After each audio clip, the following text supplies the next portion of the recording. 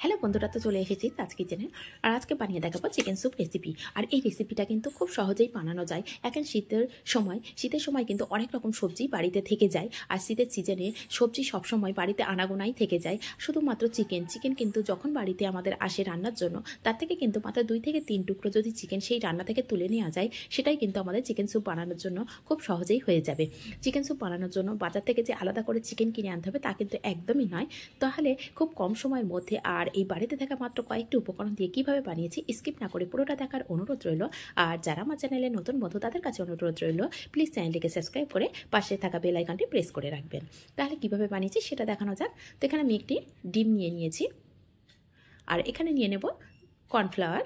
দিয়ে এখানে হাফ বাটি জল দেব, দিয়ে কর্নফ্লাওয়ারটাকে খুব ভালো করে মিশিয়ে নেব, যাতে করে এর মধ্যে কোনো লাম্পস না থেকে যায়। আর এটা কিছুক্ষণ রেখে দেওয়ার পরে আবারও নিচের দিকে জমে যায়। যখন আমি আবার ব্যবহার করব তখন ঠিক ভালো করে আবারও একটু চামচ দিয়ে গুলে নেব। তো এইভাবে ডিমটাকেও খুব ভালো করে মিশিয়ে নিচ্ছি কুসুমের সঙ্গে সাদা অংশটা। তো এদেরকে মিশিয়ে সাইড করে রেখে দেব। দিয়ে দিকে গ্যাসের ওপরে একটি কড়া দিয়ে দেব। তো গ্যাসের ওপরে একটা কড়া দিয়ে দিয়েছি, এটা কড়াটা গরম হয়ে গেছে। এর মধ্যে দিয়ে দিলাম বাটার। এই বাটারটা মেল্ট হয়ে গেলে এর মধ্যে দিয়ে দিচ্ছি 1 চামচ রসুন কুচি, আর দিয়ে দিলাম আদা কুচি। এ দুটো কিন্তু একদমই পেস্ট ব্যবহার করবেন না। এই আদা কুচি আর রসুন কুচি দিলে কিন্তু চিকেন স্যুপের টেস্টটা অনেকটাই বেড়ে যায়। তো দেখুন এখানে আমি 4 থেকে 5 টুকরো চিকেন রেখে দিয়েছিলাম, যে রেগুলার রান্নার জন্য নিয়ে আসে তার থেকেই আমি রেখে দিয়েছিলাম। আর এখানে চিকেনের পরিমাণটা একটু বেশি, যেহেতু আমার বাচ্চা খুব চিকেন খেতে পছন্দ করে, আর এই চিকেন স্যুপের মধ্যে চিকেনটাই ও বেশি পছন্দ করে, সেই জন্য আমি পরিমাণটা একটু বেশি দিয়েছি। এখানে কিন্তু মাত্র 2 থেকে 3 টুকরো দিয়েও রেডি করে নিতে পারবেন এই চিকেন স্যুপ। পরিমাণটা একই, শুধু চিকেনের পরিমাণটা একটু কম হবে। আর দিয়ে দিলাম পেঁয়াজ কুচি। যে স্প্রিং অনিয়ন এনেছিল তার থেকে যে সাদা অংশটা সেটাই আমি দিয়ে দিয়েছি। আর দিয়ে দিলাম গাজর কুচি। দিয়ে সব কিছু একসাথে মিশিয়ে নেব। এতে করে আদার কাঁচা গন্ধটা চলে যাবে, চিকেনের কাঁচা গন্ধটা চলে যাবে, আর রসুনের যে একটা ফ্লেভার সেটা কিন্তু খুব সুন্দরভাবে আসবে। সেই জন্যই কিন্তু আমি হালকা করে একটু ভাজা করে নিচ্ছি বাটারের সঙ্গে। আর বাটার দিলে তো এর টেস্ট আরও দ্বিগুণ বেড়ে যায়। তো এর মধ্যে দিয়ে দিলাম কিছুটা স্প্রিং অনিয়ন। দেওয়ার পরে এখানে দিয়ে দিলাম 1 লিটার জল। এই জলটা দিয়ে 10 মিনিট মতো আমি ফুটতে দেব। তো ফুটে দেওয়ার আগে এখানে দিয়ে দিলাম কিছুটা বাঁধাকপি কুচি, আর দিয়ে দেব স্বাদ অনুযায়ী লবণ, আর দিয়ে দেব গোলমরিচ গুঁড়ো, দিয়ে দিলাম soya sauce, chilli sauce, tomato sauce. এইগুলো সব কিছু একসাথে দিয়ে খুব ভালো করে মিশিয়ে 10 থেকে 12 মিনিট ফুটতে দেব।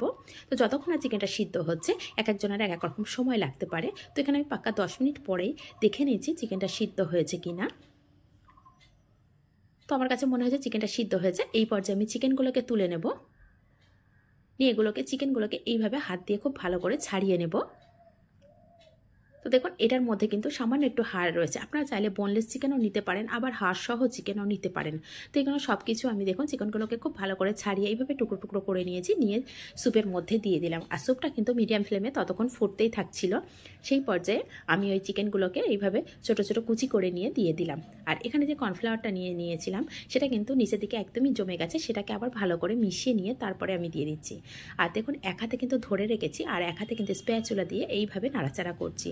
এক জায়গায় দিলে কিন্তু দলা পাকিয়ে যাবে, সেই জন্য অল্প অল্প পরিমাণে কর্নফ্লাওয়ারটা দিতে হবে, আর এক হাতে কিন্তু নাড়াচাড়া করে নিতে হবে। ঠিক একইভাবে ডিমের যেটা রেখেছিলাম সেই ডিমটা নিয়ে আমি এক হাতে নিয়ে নেবো, আর খুব সামান্য সামান্য দিয়ে দেবো।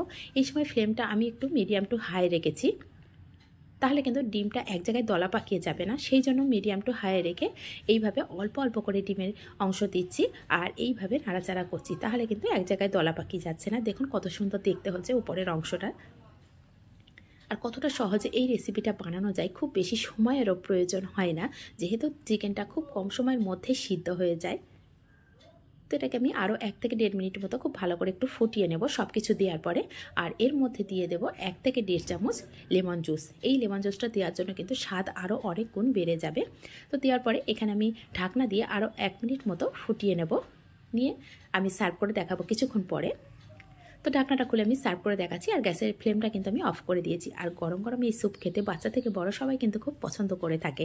সন্ধ্যের সময় এই স্যুপটা যদি বাচ্চাদেরকে দেওয়া হয়, বাচ্চারা কিন্তু খুব পছন্দ করে খাবে। আর এর মধ্যে যে সবজিগুলো আছে, বাচ্চারা তো এমনি সবজি খেতে চায় না, কিন্তু এই স্যুপের মধ্যে দিলে বাচ্চারা কিন্তু সবজিগুলো অনায়াসে খেয়ে নেবে। আর যাদের কাছে যে সবজিটা থাকবে না সেটা অবশ্যই স্কিপ করে যেতে পারেন। তাহলে রেসিপিটা কেমন লাগলো অবশ্যই জানাবেন।